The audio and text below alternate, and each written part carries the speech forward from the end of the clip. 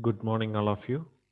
Welcome to St. Joseph Academy Class 6 History and Civics video classes. In this class, we will discuss about Chapter 5 of History,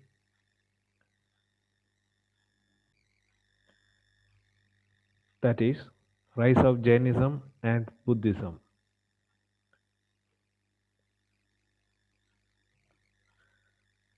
Let's look at the important topics which we are going to discuss in this particular chapter. First, we will have an introduction, then Buddhism. Under the Buddhism heading, early history of Buddhism and main teaching of Buddhism. After that, we will discuss about Jainism. Under that heading, we will discuss about early history of Jainism and main teaching of Jainism.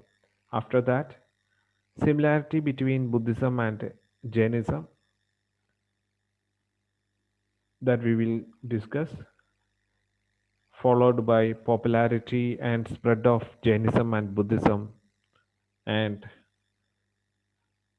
finally decline of Buddhism and Jainism. These are the main topics which we are going to cover in this particular chapter. First of all, here we are going to see the introduction to this chapter. In the earlier chapter of history, you studied that Vedic civilization. Vedic civilization divided into two parts: early Vedic civilization, then later Vedic civilization.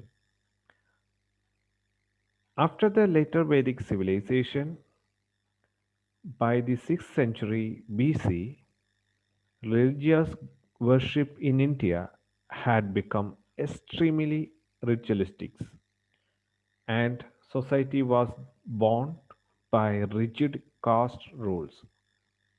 That means people are strictly following the religious things, pujas, and all other ritualistic things they strictly followed, and they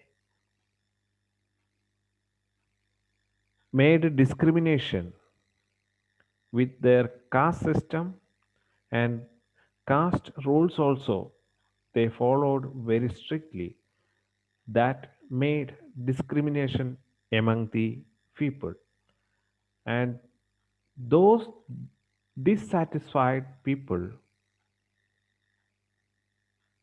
in this society,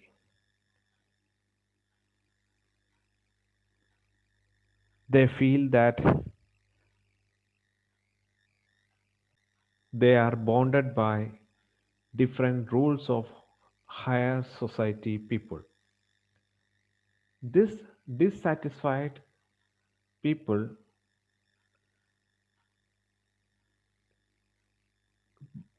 among those people, some of were thinkers, they need a reformation from that situation.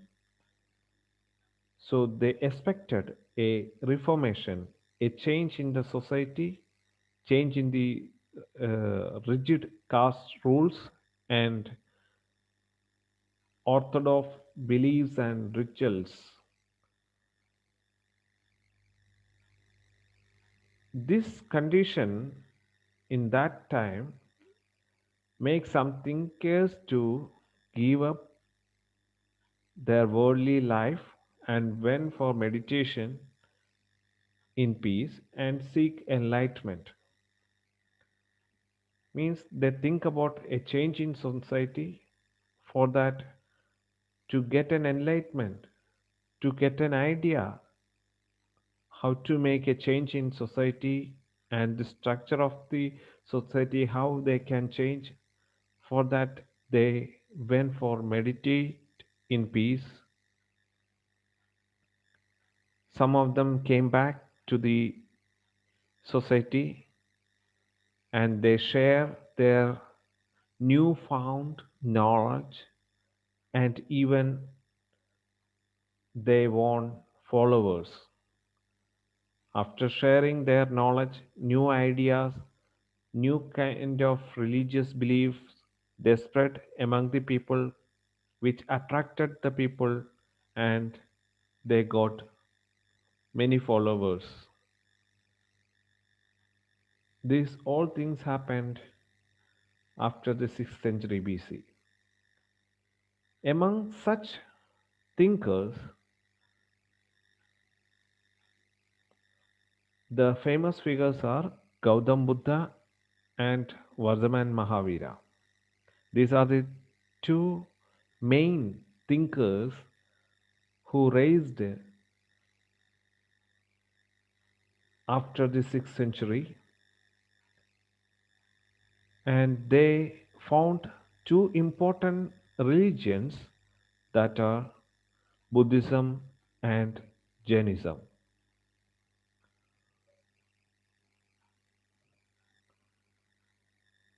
Here I am going to give a small introduction to Buddhism.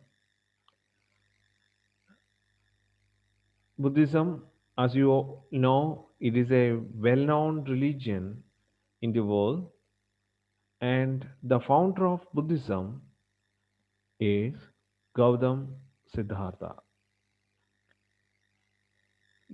Let's look at the earlier life of Gautam Siddhartha. He was born at Lumbini near Kabilavastu around 563 BC. You might study that in the earlier chapter, that means Vedic civilization, they we discussed the small villages become kingship, and they formed several vamsh, that means clan, in the Vedic period itself. There is a formation of clans in Vedic period, and here one of that famous clan is Shakya. Gautama was the son of a chief of the Shakya clan.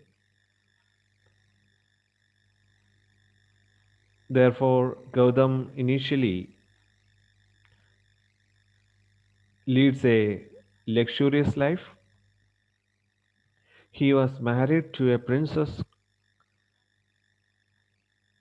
Her name is Yashodhara, and he had a son named Rahul. According to the legend, after seeing an old man, a sick man, and a dead man, Gautama realized that there is suffering in the world. The sight of an ancestor made him think that there is also a way to end the suffering. In his life, he found two types of people. One is an old man, another one is a sick man, and the third one is a dead man. After watching the three stages of that people, Gautam realized that there is so much of suffering in the world. That made him a rethink. That anxiety made him think that there is also a way to end the suffering. And he wants to end the suffering of people in the world. Therefore, Gautama left the home. He was rich man having a luxurious life. He left all the luxuries and he left the home at the age of 30 to find the way to end the suffering. He wandered for 6 years, during which he subjected himself to all kinds of hardship. Up to this time, Gautama had a luxurious life, so he didn't experience the sufferings. So he went away from home. By these 6 years, he went to all kinds of hardship and suffering. Finally, he sat under a peepal tree at Bodh Gaya and decided not to get up until he had found answers to all his questions. He sat under the peepal tree and went through the complete meditation to find the answers for his questions, how to end suffering, how the man can have a peaceful life, how the man can escape from the suffering, all the questions which raised in his mind. He needed an answer. For that, he sat under the peepal tree. Finally, he remained there, deep meditation for 49 days. At the end of this period, after the 49th period, he attained nirvana. In other ways, we can say that enlightenment means he got a pure knowledge about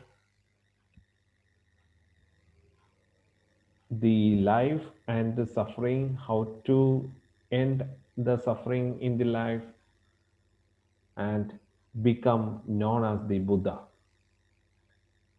Up to that time, his name was Gautama, and after getting the enlightenment, in other ways we can say nirvana, he came to known as Buddha, which means the enlightened one. Okay, the knowledged person, knowledged one means the one who got ultimate knowledge about one thing, something. That is what enlightened one means. This is the story of Buddha. This is how Buddhism formed. Then he preached his ideas